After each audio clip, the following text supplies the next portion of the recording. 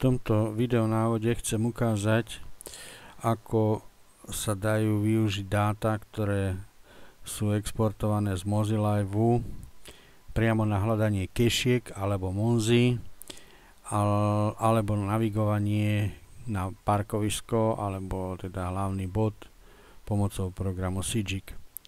Prepnem sa do aplikácií, vyhľadám aplikáciu Cigik, takže spustím túto aplikáciu.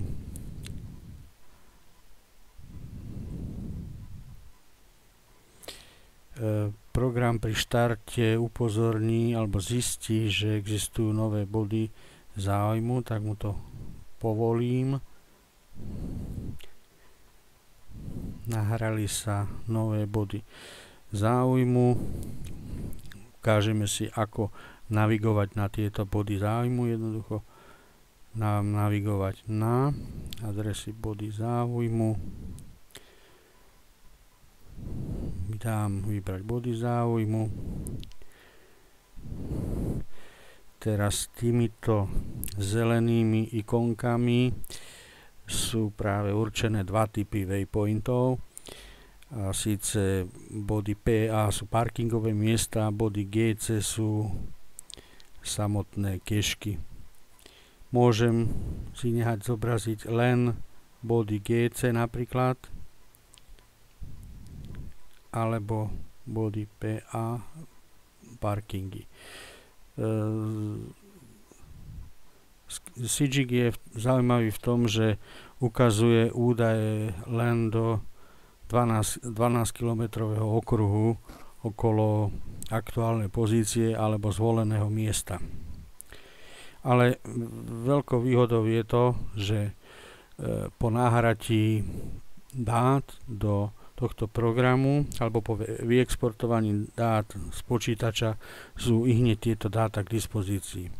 Kdežto dáta vo formáte GGZ nie sú hneď k dispozícii, je potrebné kvôli tomuto tento prístroj reštartovať. Na túto skutočnosť som zabudol v predchádzajúcom návode upozorniť. Takže môžem túto aplikáciu zminimalizovať a prepnúť sa do aplikácie pre geocaching.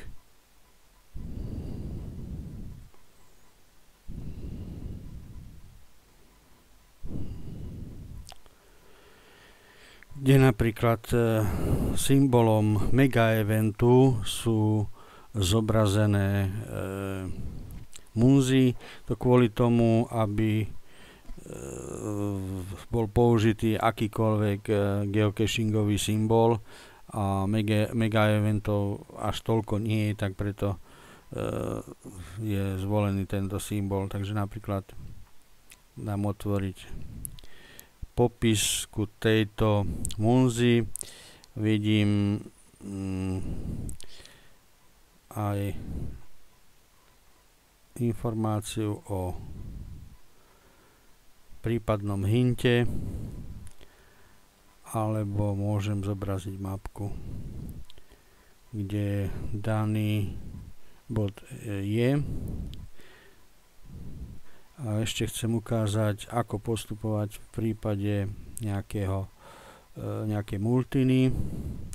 Multina zobrazuje pomocou týchto bodiek viacero možností a tu je potom možné navigovať na jednotlivé stage danej kešky. Napríklad, ja neviem, idem na túto a tento navigátor nám ukáže smer a vzdialenosť ku danému bodu. Podobne môžem už, keď sa pomocou navigácie geocachingu donavigujem ku Monzy, tak sa prepnem do aplikácie Monzy, kde Samozrejme som offline, mimo internet, takže zosnímam kód pomocou Capture Display a zasnímam ho do prístroja a potom po príchode domov, keď sa pripojí prístroj k internetu, sa body započítajú. Tak to je asi všetko, čo som chcel ukázať. Ďakujem za pozornosť.